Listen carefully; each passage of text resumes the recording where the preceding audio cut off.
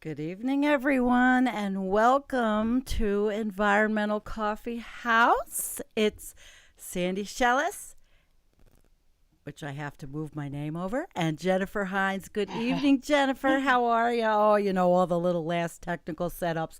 How is everybody? How is everybody? It looks like people have joined through our little video, which I juxtaposition the what's going on out in Colorado in the West with the absolute nothingness of normalcy right now that's going on here. Wow. It's amazing. It's absolutely amazing. We have had weather whiplash, climate whiplash, whatever you want to call it, here in Colorado the last 2 days. We've gone from 103 2 days ago, and and the fires have been so intense. And now it's going to be like 28 tonight, and it's snowing right now. So This has been almost like about a 75-degree drop in less than 2 days. It is a record for Colorado. I mean, we do whiplash a lot around here, especially in between seasons. But today, I mean, to have an nearly 80-degree drop in like 36 hours. That's crazy. It's like crazy. I hope my trees survive. I really do. Oh, but it'll put the fires out. I've been having to sweep the ash off of my cushions outside, off of the patio. Which was in the video. Oh my God, it's been incredible. It's just been just apocalyptic. It is apocalyptic, and my brother in Oregon, he can't even go out of his house in Eugene.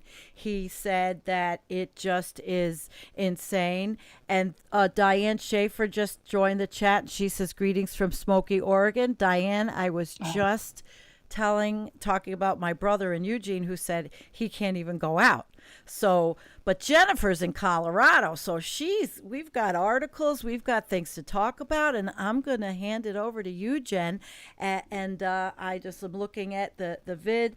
It looks pretty good. So let's get started. Yeah. What would you like to do first?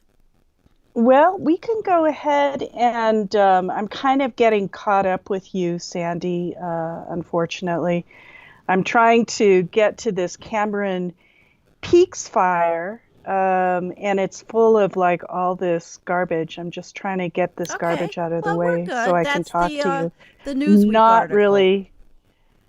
Yeah. Okay. Yeah. Finally, I got this thing down. Okay. Yeah. It's Well, like what all would it be these like if we crazy didn't have Spamalot's?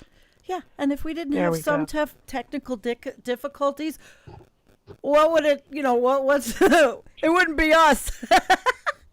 And Right. Jennifer got a new light, so we're testing that with the settings. I'm testing to make sure that looks okay.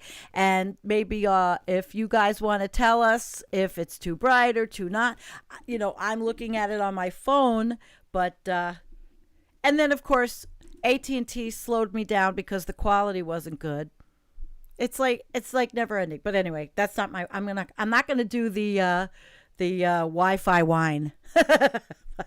I don't want to do the Wi-Fi whine, but everybody's talking.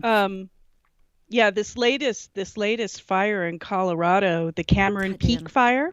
Yeah. And it's all through the Comanche Peak wilderness. It's so sad. And it's not all that far from my house. It's on this side of the Continental Divide, which would be the east side, right? The Continental Divide kind of splits, it's kind of like, I guess, 2/3 of the way across Colorado. So I live right kind of next to that.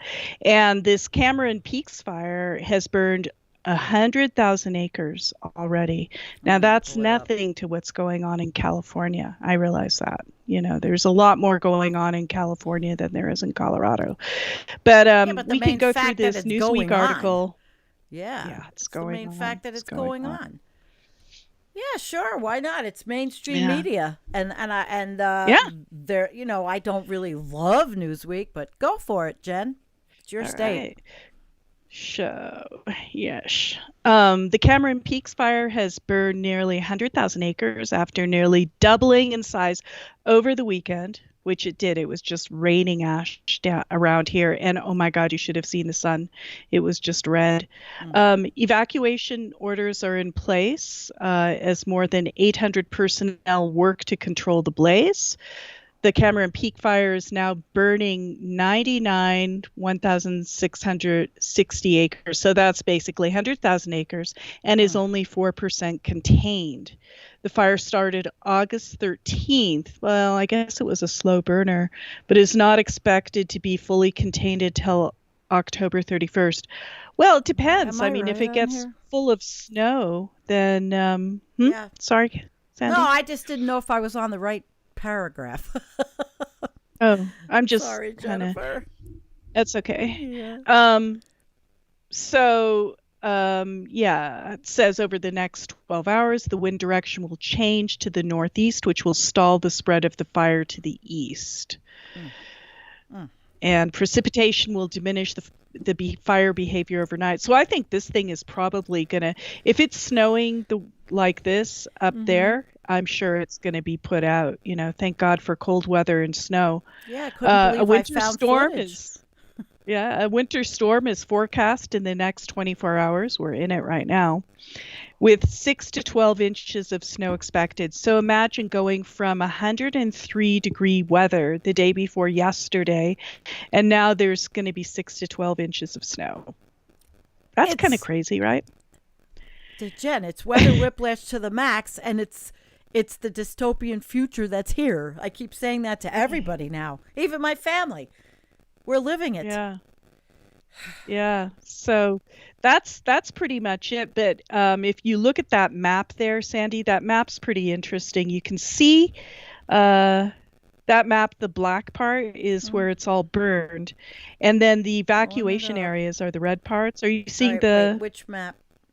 On the Newsweek article? Newsweek? Okay, I got it. Newsweek. Go down. I got it. Yep. Yep. And that black part, okay, so like all the green going kind of up and down, that divides Colorado into mountains and prairie, right? So the mountains are on the west, the prairie's on the east, and that black is everything that's burned already. So that's like a pretty sizable thing. It's just east of Fort Collins, as you can see. It's evacuating right down to the city of Fort Collins in Colorado. All the red areas are mandatory evacuations. All the yellow areas are voluntary evacuations. So it's really a big fire. It's sizable. It's frightening. So, and when you sent me the pictures and you told me what you were looking at and the chair and just raining down ash in your yard, Jennifer, I was and I had to get all that ash off my cushions. I've got, patio outside and, it's got kind of fabric cushions, and I had to get all that ash brushed off because I knew it was going to start snowing, in about 12 hours. And so as the fire was raining ash, I was going around with my little broom and my brush and trying to get everything and swept off the patio too, because otherwise it's just going to all turn into black muck, Yeah. Wow. Not that that's the most interesting the point thing is, if it wasn't going to change temperatures, who knows what could have started other fires. Smoldering stuff. This is how they're all starting. California fire map is insane to look at. I do have that the fire map, another one also, if you wanted to look at that. But yeah, it's not as good as this one that's in this article. No. I'm going to go back to shrinking the article back up to where it was. Yeah. Oop. I lost you. Okay. So we have the rest of it was let's see. It was it. There's that was not it. really 15. much. No, it was there's telling not you really it was much to same. talk about. Right, It's just kind of local stuff, areas to evacuate, things like that. We don't need to talk about that. But the point of it is that the west of the United States, Colorado, Utah, Nevada, Arizona, California, most of all, is burning up. And I was watching the Weather Channel today, and it's just amazing how California is burning up. It just is. Amazing. It's just so scary. Let me see if I have that map I had. Oh, Cal Fire. Yeah, it's a pretty interesting website, the Cal Fire website, because they. Oh, you have to open the page all the way up, though. Let me see if I can show it without this. I wanted to get rid of that. I don't know if I can show. Oh, you can basically put in whatever you want, and then it will pull it up. So if anybody's interested in the Cal Fire website, I have a link to it, and then you can check out where all the fires are at up to date. And so the Yeah. next article is about, it's also, but this one was in the Denver Post. And this is also about the Grizzly Creek fire on Interstate. How far are you from there? From You're what? The from, Grizzly Creek fire? or Interstate 70? Yeah, that's a little bit. I think the Grizzly Creek fire is more into the mountains proper, Okay. over the divide on the other side, I believe. I had And another, yeah, I had two pictures of that, but maybe I can find them. But this was yeah. the uh, perked up in the hot, dry weather. And let's see, Grand Junction Interagency Wildland Fire Dispatch Center, but the fretting was unwarranted. Pockets of unburned vegetation ignited, sending columns of smoke in the air. It has smoldered for days, and helicopters dropped water to douse the flare-ups.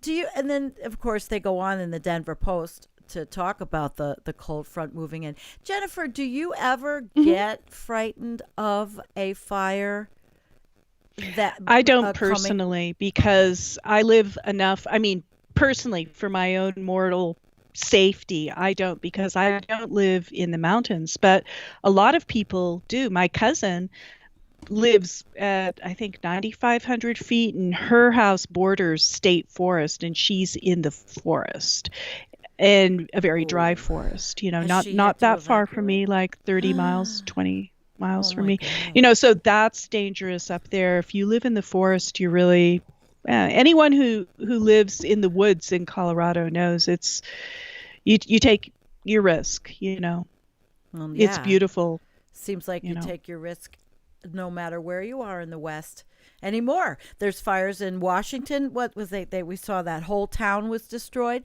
Fires in Oregon, fires in California, Yeah. Colorado. I think if you look at any all the fire maps, they every state, every state.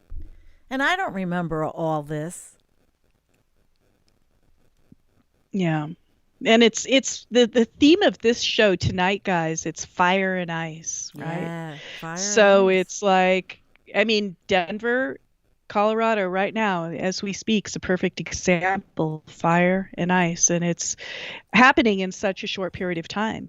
And later on in the show, we're going to be talking about the fire and ice in the Arctic, because this is all about the zombie wildfire. So we'll talk about that a little later in the show, Yeah. um, Yeah. Do whenever you want I to. guess if Nick was here, he could be telling us a little bit more about the actual patterns that are bringing what they're bringing. But this one, so the next article actually talks about what we were talking about.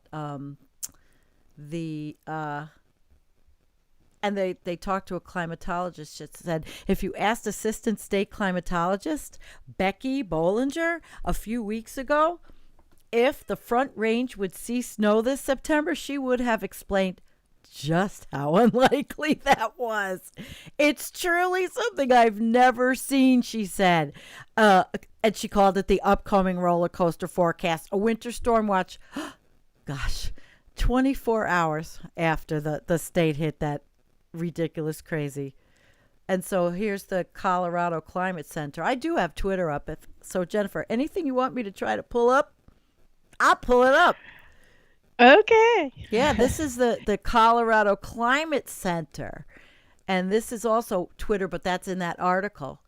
So, Jennifer, I guess they said it's 20 years since it snowed in September for much of the Front Range. The earliest Well, snow, whew, yeah, December this 3rd. snow is about 2 months early, because I can remember I've lived here about over 20 years, 25 years, something like that, and it has never snowed this early. I mean, Usually by like Halloween it snows, but it's snowing on Yes. September 8th.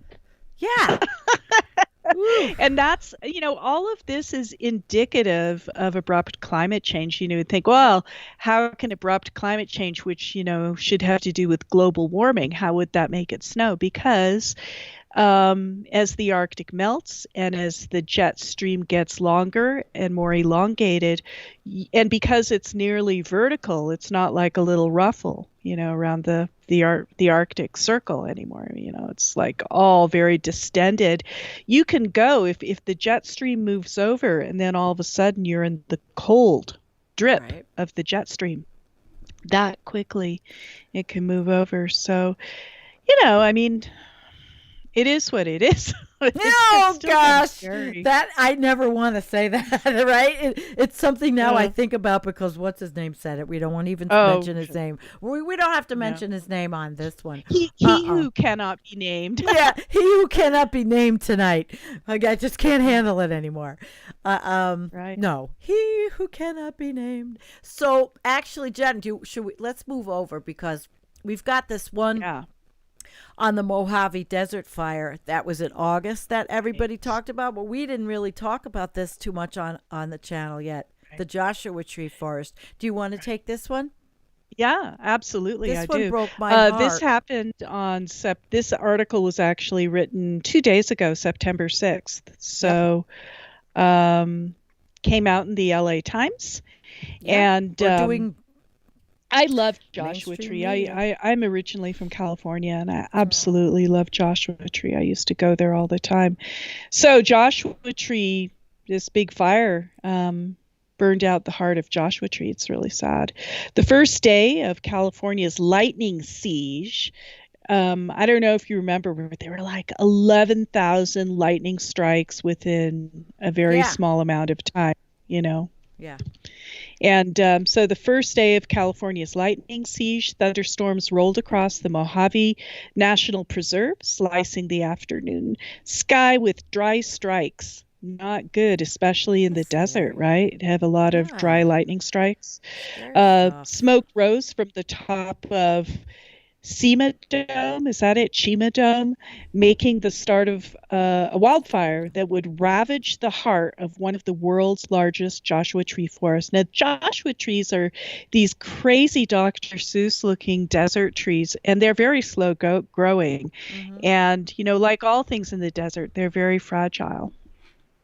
It's so sad. Yeah, yeah.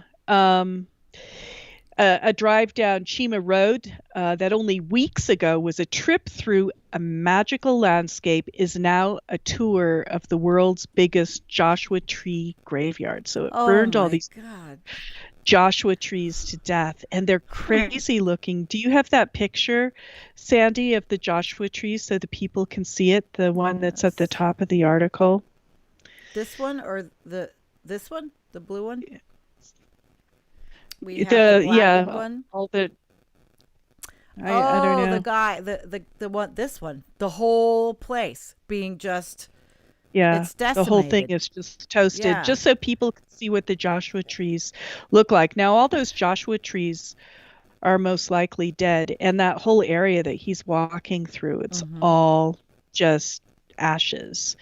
Yeah. Most of the charred Oh. trees, excuse me, my cat is. Most of the charred trees are still standing in the evening light. Their leaves, bleached with scorch, take on an eerie beauty. I would say spooky beauty. Yeah, definitely. But they are doomed, and the 43,000 acres of the dome fire are forever transformed. So that's a huge amount. I mean, that's a very big national. I don't know if you want to call it preserve or whatever. It's not really a forest. Um, National tragedy. yeah, it's amazing. That stand of many big trees was developing for thousands of years, said a guy from the U.S. Geological Survey. I think I believe. The dome fire was not a surprise. In 2005, roughly 1 million acres of the Mojave burned, including part of the preserve to the southeast of Chima Dome, We were expecting this to happen. We've been talking about this for years, said Deborah, the Preserve Science Resource Chief. Fire has emerged as a top threat to the Mojave in recent decades. The relentless spread of invasive grasses across the desert is making it more flammable, increasing the number and size of wildfires in the ecosystem that rarely burned and are ill-adapted to survive flames. Like, redwoods can usually make it through something like this, a whole different kind of tree, Yeah, but also even they're having ancient. problems.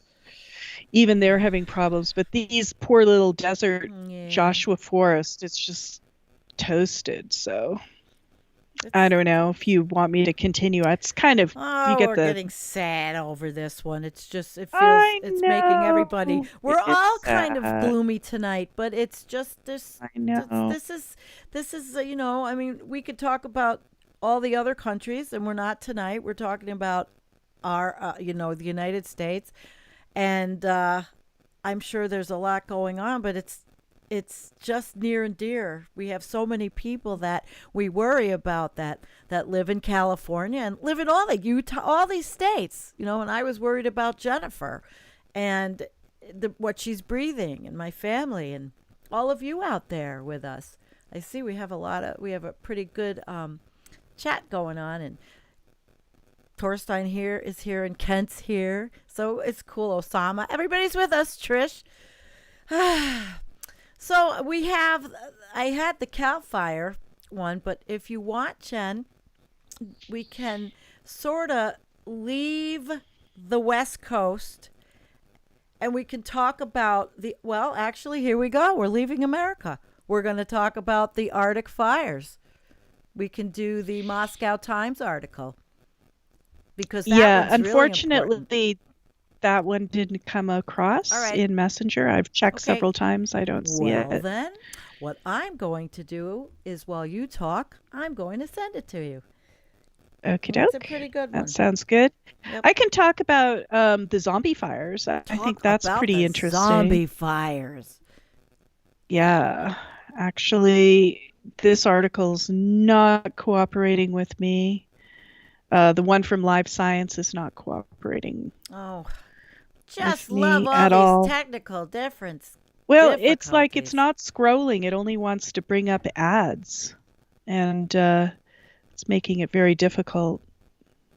Okay. And it's not scrolling down. Okay. Yes. I moved it. I got it. I moved it. Yeah, thank you.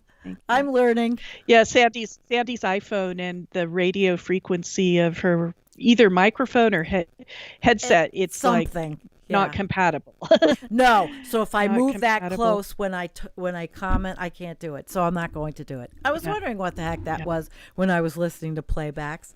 But it's over now, guys. You don't hear it now. All right. Did you get the article? I can't. It's not cooperating, unfortunately. Okay, well then I will just go through it a little bit, and then Jen, you know what? You can do a little editorializing since a little bit. I got it to come up. The zombie fires finally came up. Got rid of all the spam a lot. So this is really interesting, guys. Now, which one is this? This is the zombie wildfires are blazing through the Arctic, causing record burning. This is from Live Science. Okay, I don't know if I have that one up. Go for it. You sent it to me. Okay, I gotta look for it. You sent it to me. Yeah, also, right. The other two articles. I was canning tomatoes. I have no record of them. So I was water canning today. I was so busy. All right, I'll find them. Go for it. Okay. Start it. All right. And I'll get all right. It. So this is pretty scary, guys, and I bet you never thought about zombie wildfires in the Arctic. So the Arctic wildfire season has been one of the worst since record keeping began.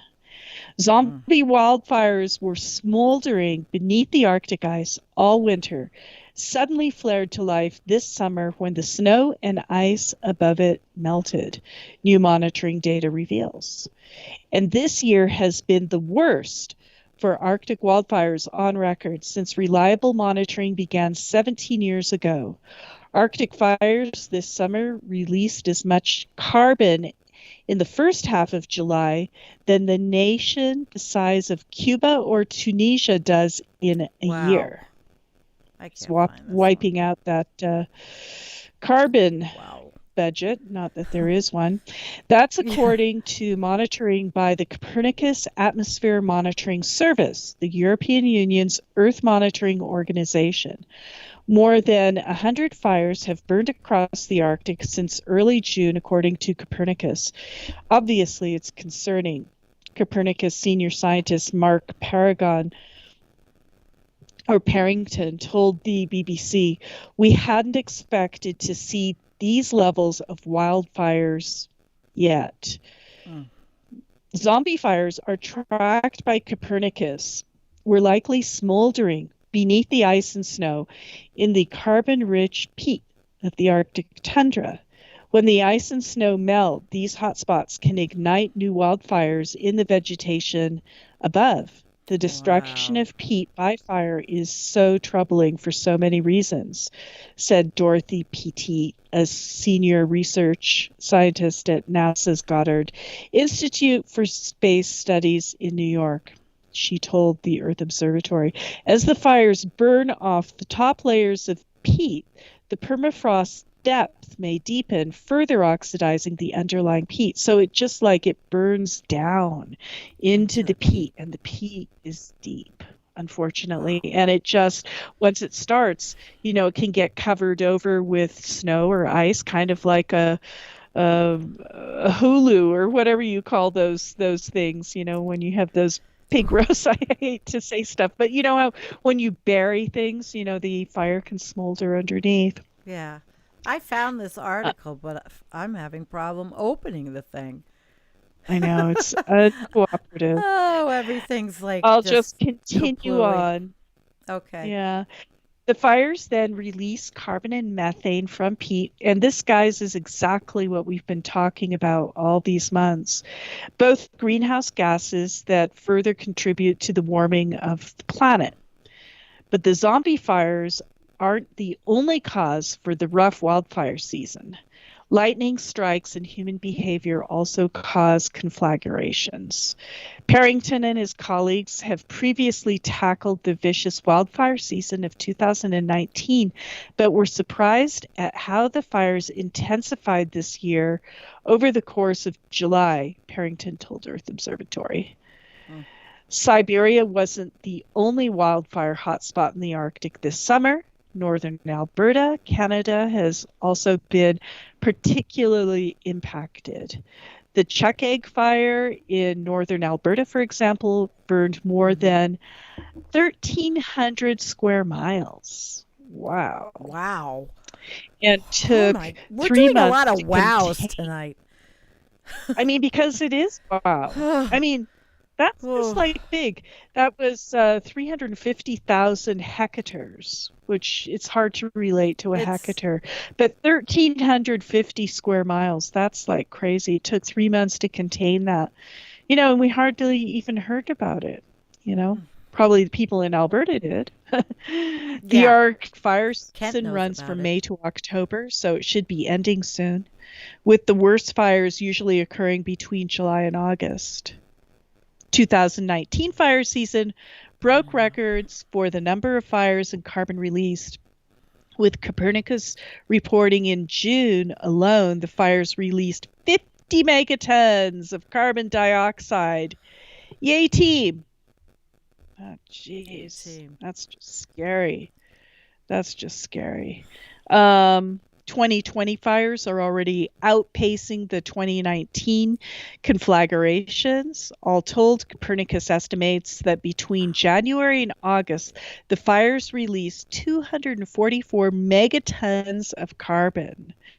That's more than the entire nation of Vietnam released in 2017. The fires also released other pollution that has worsened air quality in Europe, Russia, and Canada, according to Copernicus. Earth scientists are expecting similar conditions for 2021 and beyond. So it's getting worse. Getting worse. Just one more little article, and then I'll hand it over to you, Sandy. Is it One one more I little have? paragraph. Oh, okay. I'll just read one more little paragraph, and then I'll hand it over to you. We know that the temperatures in the Arctic have been increasing at a faster rate than the global average, and warmer and drier conditions will provide the right conditions for fire to grow when they have started, Parrington said in a statement released by Copernicus, adding, "Our monitoring is important in raising awareness of the wider scale impacts of wildfires and smoke emissions, which can help organizations, businesses, and individuals plan ahead against the effects of pollution." Well, nowhere in this did they mention why these things might be happening. It's really just more kind of, this is happening, and this is kind of what's going on, but they don't really say why it's going on, which we know, Well, we know, but the there's, yeah, you think, I don't know if I saw anybody talking about climate change much, but I haven't been watching the mainstream news, so not, at least not today. yeah. We have another article, but we can segue over to the Arctic because this is another one. This was from the third, but this was I had sent you at the time because I thought it was pretty interesting about CO2. And I do have one little aside. We had people come over yesterday, Jennifer, and you know how hard it is when people don't understand or they're misinformed, they don't understand about climate change. And I had a captive audience in this 40-year-old woman who really didn't understand anything, and I sat with her while her boyfriend was talking to my husband. We were out on the deck, and I told her all about atmospheric CO2 and burning, and it was like a course in the entry level course. And I then referred her to the video with Jim Massa I made, Carbon 101. There are so many people that don't understand anything. And I showed her the video I made of the Arctic melting and the polar bears. And she actually asked good questions about, well, what happens to these species? I said, they go extinct, So I got the opportunity. And that was, it was the highlight of my weekend because I think I woke someone up who was eager to learn and understand. And I hope it proliferates through her to others, But this article was talking about the Arctic Circle wildfires, and they are still ablaze. And Jennifer, you were talking about the peat up there that just stays smoldering. And this has surpassed the record set in 2019 for CO2 emissions, adding to the carbon pollution humanity needs to curtail. The European Union's Earth Observation Program said Thursday uncontrolled forest fires across one of the planet's coldest region has sent 250 million tons of CO2 spiraling into the atmosphere since January this year, topping by more than a third the total for 2019.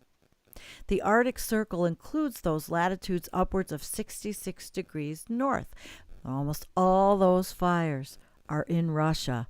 The EU's Copernicus, that's a very popular atmospheric monitoring service, which is CAMS, and the European Center for Medium Range Weather Forecasts, which they jointly reported. Russia's Eastern Federal District, which includes parts of the Arctic Circle, emitted more than 500 million tons of CO2 from June to August 2020, also the highest amount to date. Wow. The Arctic fires burning since... Yeah, it is. It's since mid-June. So this one, did you want to go on or you want to chit-chat about this a little bit? I don't have this article. Okay. I don't have well, this basically, article. they're not revealing. It says that we're not revealing how the fires start.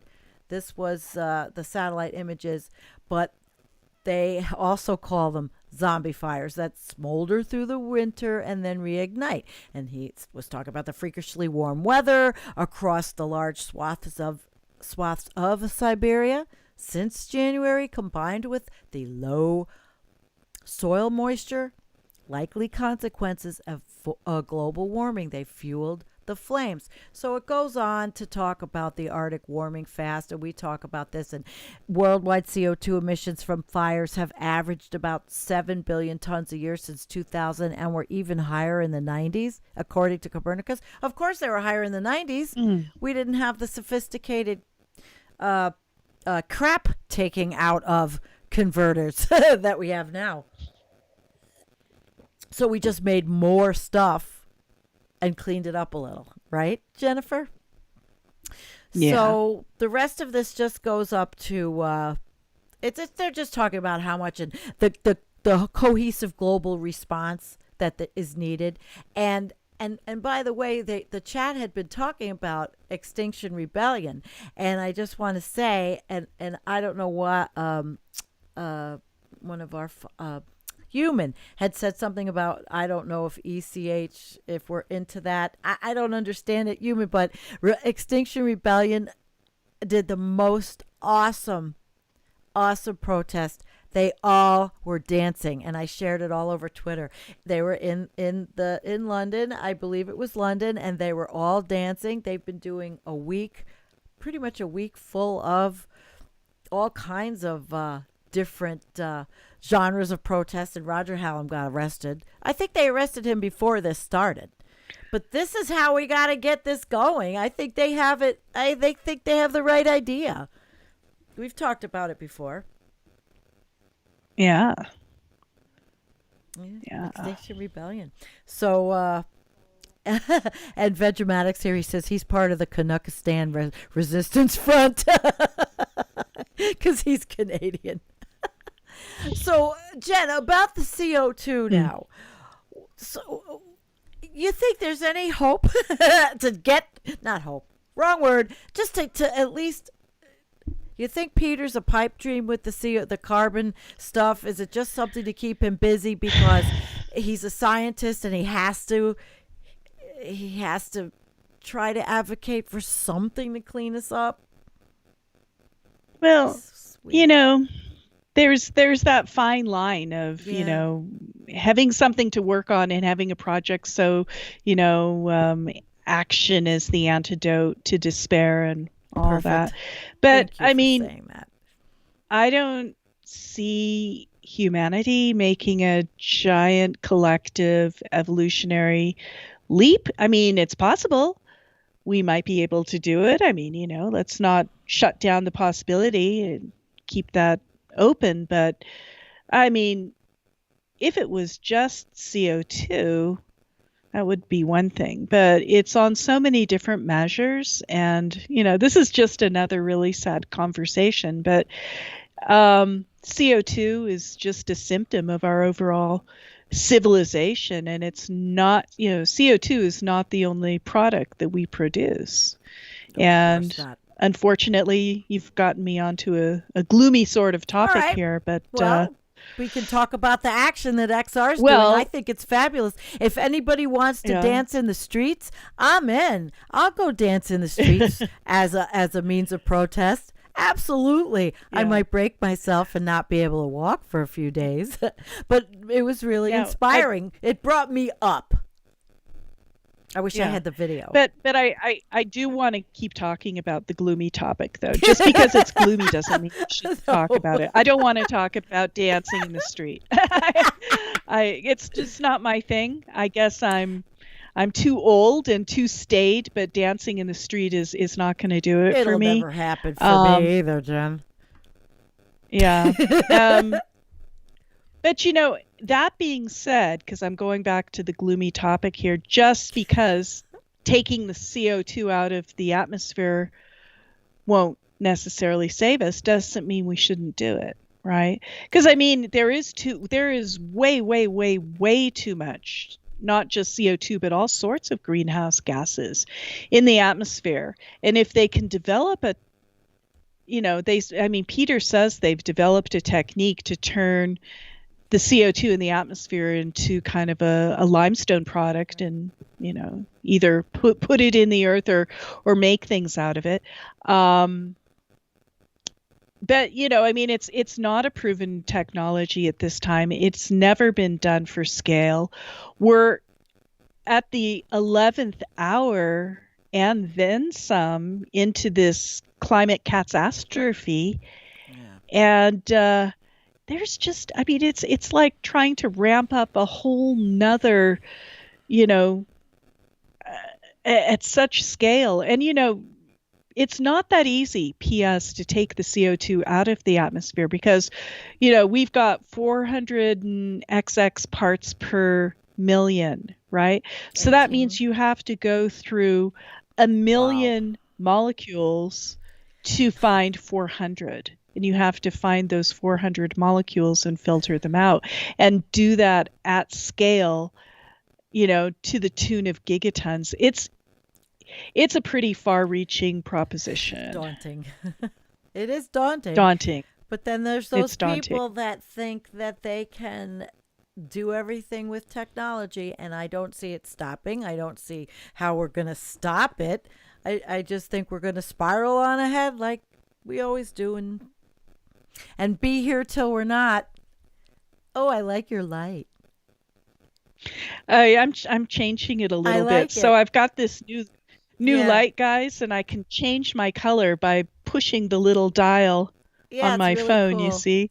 Yeah. So it's kind of cool. So I don't know if this is any better or not. I'm not really quite used to this whole light thing yet, but no, we there. have lots of things we're always learning. And no, I think it looks good. I like it. We're always learning. And all of this technology is always a learning experience, and communicate, so we can communicate with all of you about all these things, and so we can have a good conversation. And me and Jennifer, we do it so well with the bantering. We're not going to dance in the streets. Torstein said those dancers didn't get the memo. Veg said you look like you're radiating. Yes, she's radiating. She is radiating. Well, let's hope it's not with fire residue. Yeah, that's right. There's a fire over my head and back of me. I can see it on the green screen there. That's a fire in Colorado, wasn't it? Yeah. Mm-hmm. That fire that you chose for our picture today. Yes, I thought it was quite poignant. Just the whole background with it. It has water, and it has sand, and it has trees, and then you see the blue sky, and then all that smoke, like a painting. It's the horrible. Harbinger of the future. Yeah. Well, one of the nicest things personally for me to happen with this whole debacle that we're going through, and just watching the freaking earth destroy itself and melt down and everything, is finding all of you guys and forming this community. And that has been a wonderful and magical thing, to watch it bloom and evolve. So it's not all bad. I mean, at least we have a community and people who get to know each other and banter back and forth, and it does translate into real friendships, as Sandy and I can attest. And Kim, who's the best mod ever. I think you're the only one tonight, Kim. Well, anyway, just shout out to the mods that are here, but I know Kim is our chief cook and bottle washer and does such a great job for us. Thank you.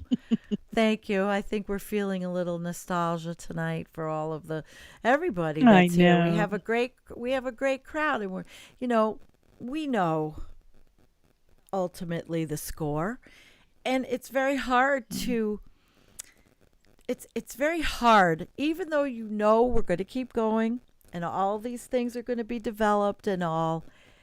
I still look outside my window, Jennifer, and I see the log trucks going down my street, and I think it's never going to stop, because now the state has no money because of coronavirus, and New York, we're not getting federal money, so now they're taking a lot of the wood out of the state forests, and it's like the destruction. It'll never end. It's never going to end. Nope. So No. there, that's a good note. But yet, It's enough to get a girl depressed, you yeah, know that? I get so mad at seeing those log trucks. And I know I went to a Amish neighbor and I asked him, where are you getting your logs? And he said, because the lumber mill told me they get them from Vermont. And this Amish guy said, well, he thinks they're local. He thinks they're local. I'm like, you don't know where you're getting your wood because they're not chopping it off their land. And I did ask him, do you think that there is a whole regrowing program? Is there, I mean, when things get chopped down? And he was, well, I don't really know. I mean, they make very nice things, but there's an awful lot of wood around here. How's the wood industry in Colorado? Now that we're talking about fires and trees are burning. Yeah, well, I guess anything that the beetles haven't eaten. We've got Ugh. the pine beetle here, which basically destroys whole forests. It's very vicious, and that's anything I say tonight. I'm sorry, guys. I'm so, so, so Well, honey, sorry. you're I don't mean breathing to be in so depressing. smoke. You can't look out your window. I think I might have that picture that I could bring it I've been up I've been from your house. sweeping up whole dustpanfuls of I'm gonna look for that ash picture and bring that it have up. just, every day I go out on my patio and I sweep it and I get like a whole dustpan full of ashes from trees that have just burned Ugh. up in the hills, There's your pictures, Jen. I've got them up. There's the that's your picture Oh, have from you? all that smoke. That's Did you Jen's get my house. sun picture up? That's up, and I'm showing that's all the Yeah. smoke that she photographed, and the sun is so eerie, the color. And then there's It's the weird ashes, looking, isn't the it? ashes on the furniture. Yeah, and the fires Yeah, are, and that kind of wasn't far even the away. bad one. I mean, that was just when the ashes were starting when I sent that one to you. And it was actually just raining ashes. It was getting all in my hair just for being outside for like 5 minutes. My hair was like full of ashes and Ugh. it's Can you just like imagine? raining ashes everywhere. Well, one of the questions that gal asked me yesterday when she saw the video I made and she saw the soot, and she asked me Yeah, about that Peter was talking about, what's the black stuff? I told her it's all the soot that's flying in the atmosphere and it's landing up there. And I told her about I educated her. I educated her on the broken jet stream and everything. She had no idea oh, that kind of thing oh, could float in the atmosphere. People are so uninformed, they don't understand yeah, any of this. This is just a person, yeah. She's a I bet she felt great after talking to you. I hope so. I hope so. I know that they're Trumpers. Well, at least she'll Maybe be she's more not going to be a informed. She might Trumper. be a bit sadder. Knowledge isn't always a happy thing. I mean, No, she sometimes had a knowledge can look be on her. super cool, but She was disturbed. sometimes it's just like, God, this is such a crazy situation. You can't stand it, you know? Trish asked me, Sandy, did I tell her we're dead soon? Trish, I told her that we will go extinct with no timeline. Because when she asked me what happens to the animals when they lose their habitat, which she didn't say it so that way, but she asked me and I said they go extinct. And I said, well, and that's what will happen to us. And I said it with sugar and spice. And it wasn't, Yeah, I didn't scare her. I was yeah. very, matter of fact, but this is what I like to do. If I can educate, Mm, it's a good thing. It's a really good yeah. thing. Did she believe Uh, you when you said that? Was it like a foreign concept yes. for her? No, she actually then said, I took a college course and I chose my elective on ecology. And she started Okay. and she says, I'm going to send you my project that I did. It was good, a PowerPoint. So I thought, wow, maybe I did inspire her. And I definitely wanted her to watch our video and maybe Jim's video, not State of the Planet right away. I think that would be a little overwhelming for a newbie, but the one with Jim, Carbon 101. But Hmm. it's what you have to do. What is it? It's reach one, teach one. Yeah, yeah. And with knowledge comes responsibility because once you know this stuff, what are you going to do with it? That's the What are you going thing. to do with it? share it, Mm-hmm. educate in the best way. People have to prepare themselves and understand, like, adapt, deep adaptation. There's a lot of things, but these are the people that are going to be caught, the clueless, I guess, the uninformed. They're going to be caught, and they're not going to be prepared one bit. And I don't know, is that a good thing or a bad thing? What do you think? I think knowledge is always better than not knowledge. I really do. Okay. I'm a big advocate of knowledge, a big advocate of science. It makes me really sad to see science being trampled and being discredited when or not discredit, 'cause you can't really discredit physical reality, but people not believing it. But I think knowledge is always better. But with knowledge, oftentimes comes responsibility, and there's the feeling of bearing a load, right? It's hard to carry this knowledge, especially when not that many people are, so it's difficult, No, it's.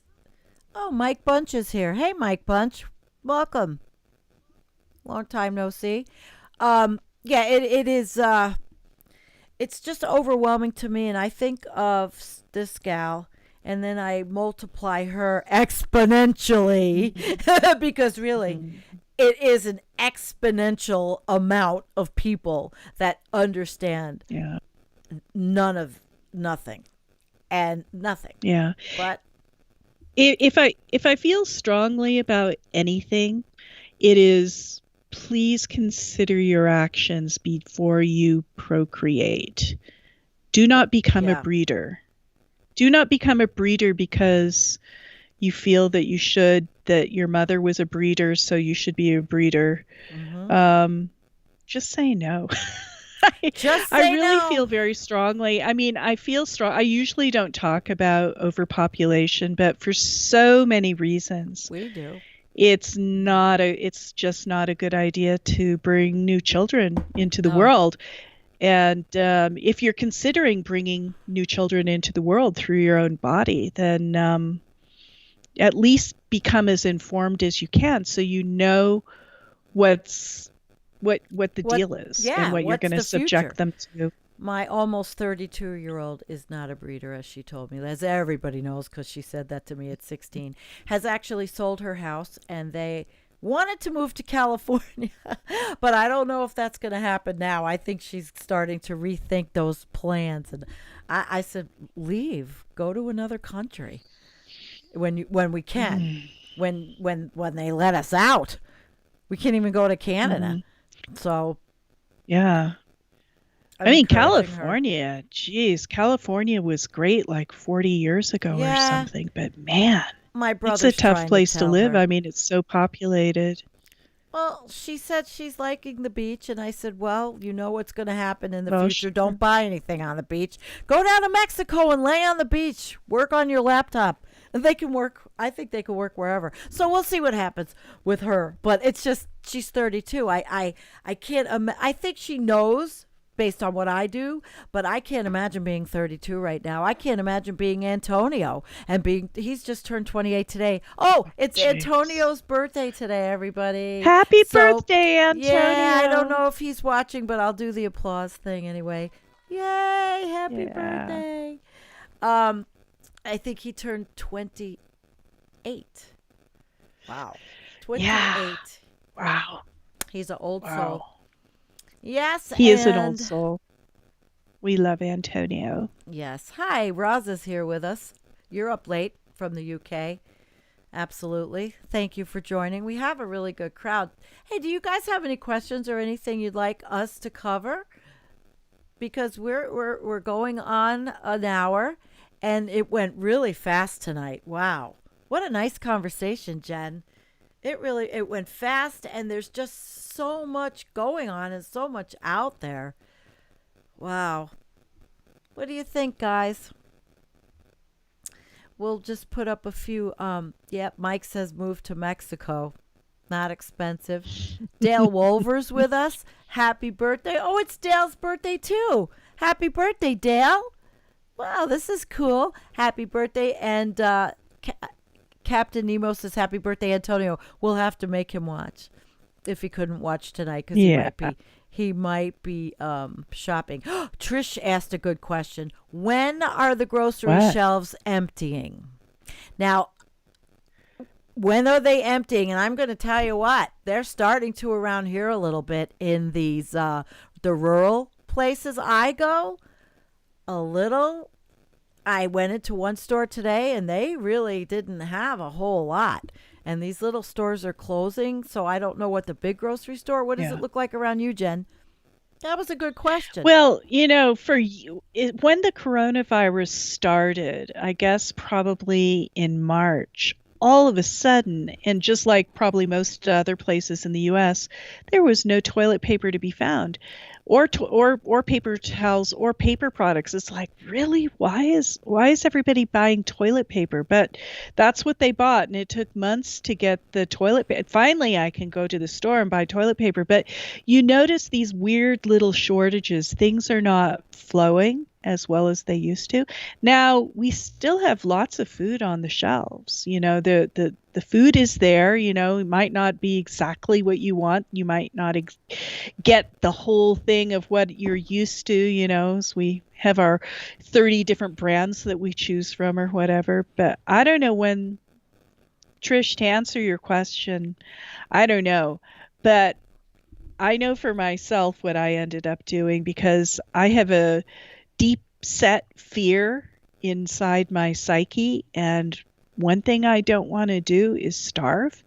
So over the years, since probably I got this like really burning vision that just about drove me crazy, I ended up just buying food in bulk, and I've got probably about 3 years worth of food down in my basement. Sandy Yeah. saw it when Yeah. you were here. Yeah. But, Very I well think it's organized. good, You're a just to make prepper. yourself feel comfortable. And maybe I'll never use it. And you know what? That's the best investment I ever made, just for my own peace of mind. If I never use it, great. I'm so happy I was wrong. I hope I'm wrong. I hope I'm wrong about almost everything, Yeah. actually. That would be really cool. Right? A lot of I climate saw, scientists say that. That's the I, only field where they hope they're wrong. I have to say, though, I saw that Scientists Warning, headed by Allison Green, has been up to more anti-methane tricks, Oh, and I they've didn't see posted that. another article debunking the methane bomb. I don't know what their deal is, why they're so on about debunking the methane bomb, especially since like freaking Yamal Peninsula, Siberia, is blowing up with pingos, and we can see the methane bubbling out. Why are they writing all these articles trying to debunk I don't methane? know. Maybe I we should don't bring know. Allison on and ask her. I'll Well, you go invite her. ahead and bring her on and have a nice conversation. All right. Well, listen, I didn't see it. I mean, I've been busy with my own version of prepping with tomatoes and canning and making soup and Gee, freezing. that's And I awesome. don't like to freeze because I always think we're not solar. We don't have, we're still on the grid. And the power went Yeah. off. It always goes off. The power went off yesterday, and all around Western New York, the power went off. And I'm trying to can as many things as I can. But everybody locally ran out of canning supplies. I didn't have enough new rings. Oh, Nobody had anything. I had to order on Amazon today because I don't have enough jars. But yeah. I think I got 12 jars of like stewed tomatoes, and we'll have the green stuff, and I have 2 greenhouses in my dining room, and I'm You just know gonna what, grow. Sandy? You're an absolute inspiration. You really are. I mean, that is wonderful. And it's turning fall, and you're out there and you're canning and you've got your garden. I think you're just doing amazing. Well, it's the next decade. I didn't do any of this shit before. I was too busy riding my motorcycle and partying and working, But this is now. Oh, Kim just said she has to feed 4 cats. And we went canoeing this weekend. My husband actually gave the gallant try, and I got in the canoe, but I had to have him take me to the side, Jen, and drop me off because my back hurt so bad. But he caught the cat food. So I have cat food now for a while. I'm going to process it for them, which is really cool because it's free.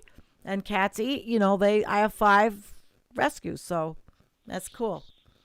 I thought that was cool. Maybe vegans might be mad at me, but they're my cats, and that's what they like. And it's a resource. It's a resource. It's a resource. What can I say? Everybody gets mad over something, right? I cut myself out.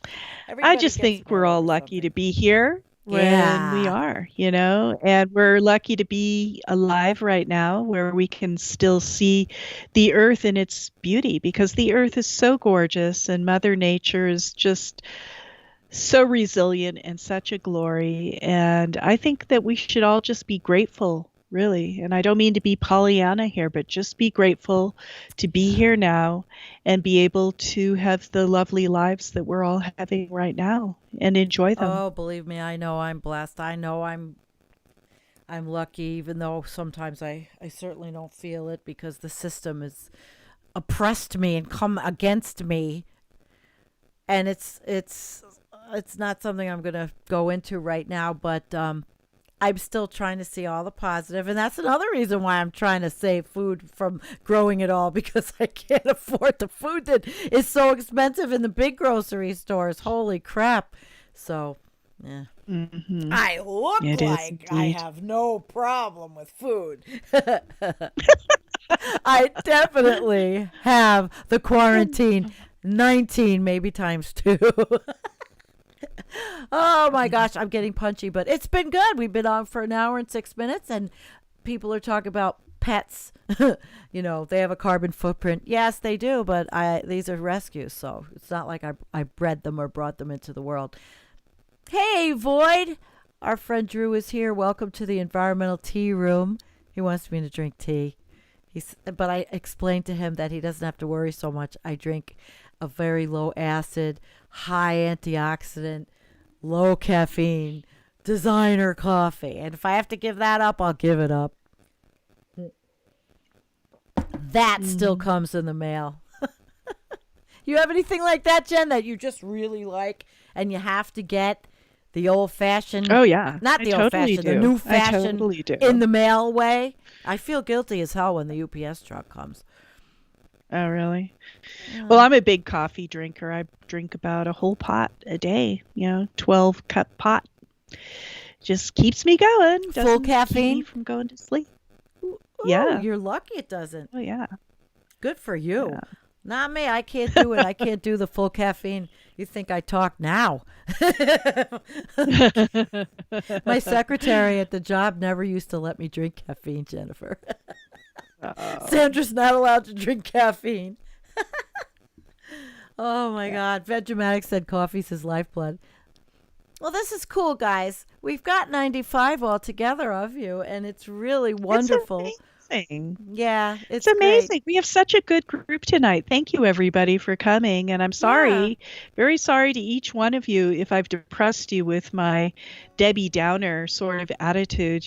That's what comes of thinking about this stuff too much. I actually don't think we're Debbie Downers. I think we're Debbie realists. It's sobering and refreshing to be able to do this and to be able to discuss these things. It's my therapeutic outlet. Besides, the crap. Yeah, I really look everybody forward with us to these sessions and going through these articles and talking about it and having this chat and teaching and learning. It's very, it gives me kind of a raison d'etre. You know what I mean? Absolutely. Right. Cheers to you, my dear. Cheers to you, my dear. Cheers to you. And we're not drinking alcohol, guys. This is coffee. And we've made a vow, guys. We're not going to drink alcohol on shows anymore. I don't it even causes like too drinking much alcohol, ruckus. Period. alcohol and me doesn't. It's not a great mix, and it's okay. I do better on my antioxidant coffee and all that. So, we've had a good night. Dan Marceau, thank you for coming. I see Dan on the political shows. I think I see you on Nicole Sandler. And Keith Hayes is here with us, and Dee Dee and Rich, Diana, and thank you all. So it has been 1 hour and 9 minutes, and it's been a great show. Jennifer, would you like to give the parting shot? Oh, golly, I'll see if I've got anything in me. I mean, I don't think I have anything unique to say, but, when faced with the option of learning something and not learning, I think it's always a good idea to learn. And then if the knowledge is too deep and heavy, then find ways to process it and balance it. One thing I wanted to say is we're going to have a guy on our show who's just written a book about this. He's Jack Adam Weber, and it's a great new book called Climate Cure. So we're going to be interviewing him in the upcoming weeks, and we'll be talking about his book. Awesome. And the reason I bring it up is both like a guide and a workbook for processing climate angst, which probably one or two people that are out there in the show tonight have climate angst, and I think it's a very timely book, Climate Cure by Jack Adam Weber. And in fact, I think it came out on Amazon today, so if you want, I think you can order it on Amazon if you go out there. Jack Adam Weber, Climate Cure. Heal the planet, heal yourself to heal the planet. That's the byline. Climate Cure. I love it. Heal yourself to heal the planet. I better and it's get not the like book the planet is going to on. be healed, but you'll be able to at least grapple with your climate angst. All right. Well, Michael Moore is live. So after Human Love and Solidarity said, so after us, you can go over and check out Michael Moore. And I'll thank you. And good night, everybody. Good night. Good night. Night, guys. Good night.